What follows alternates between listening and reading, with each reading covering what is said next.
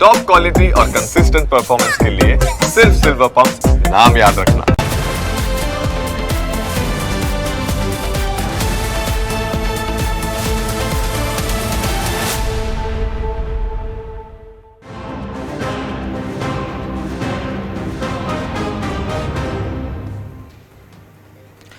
કોઈપણ સોસાયટીની સુરક્ષા સિક્યુરિટી ગાર્ડના ભરોસે હોય છે। દિવસ હોય કે રાત સોસાયટીની મકાનો અને માતા બહેનોની સુરક્ષા સિક્યુરિટી ગાર્ડ કરતા હોય છે, પરંતુ જ્યારે આ જ રક્ષકો ભક્ષક બની જાય ત્યારે કેવી પરિસ્થિતિ સર્જાય તેનો દાખલો મહેસાણામાં જોવા મળ્યો।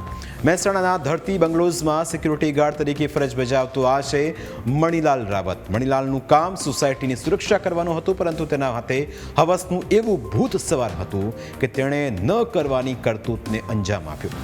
મણિલાલે ધરતી બંગલોઝમાં રહેતી 8 વર્ષની માસૂમ બાળકીને ફોસલાવીને પોતાની કેબિનમાં લઈ ગયો અને જ્યાં તેણે બાળકીને પોતાની હવસનો શિકાર બનાવવાની કોશિશ કરી।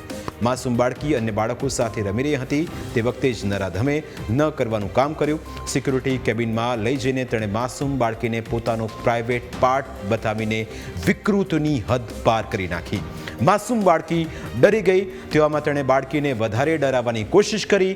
મણિલાલે બાળકીને ધમકી આપી કે જો તું આ વાત કોઈને કરીશ તો તને જાનથી મારી નાખીશ। લોકોને સિક્યુરિટી ગાર્ડ ઉપર ભરોસો હતો, પરંતુ તેણે જ આ રીતે ભરોસો તોડતા સોસાયટીના લોકોમાં ભારે આક્રોશ ફેલાયો છે।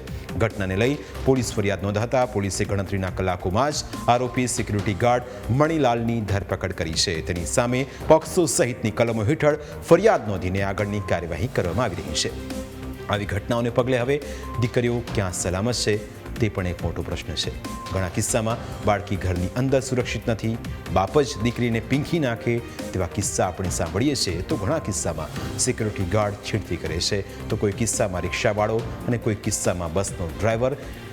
એટલે દીકરી ઘરેથી નીકળે એટલે તેણે સોસાયટીના વોચમેનથી લઈને તે જ્યાં જ્યાં જાય છે ત્યાં તેને કેટલા હવસખોર તત્વોની નજરથી બચીને ચાલવું પડે છે। ચોંકાવનારી વાત તો એ છે કે આવા તત્વો માસૂમ બાળકીઓ ઉપર પણ નજર બગાડે છે। આવી સ્થિતિમાં ક્યારે સુધારો આવશે, ક્યારે બાળકીઓ પોતાને સુરક્ષિત અનુભવશે તે પણ એક મોટો સવાલ છે। પ્રાઇમ 9માં આજે બસ આટલું જ। ફરી મળીશું આપણે સ્પર્શતા મુદ્દા સાથે, ત્યાં સુધી રજા આપશો। નમસ્કાર।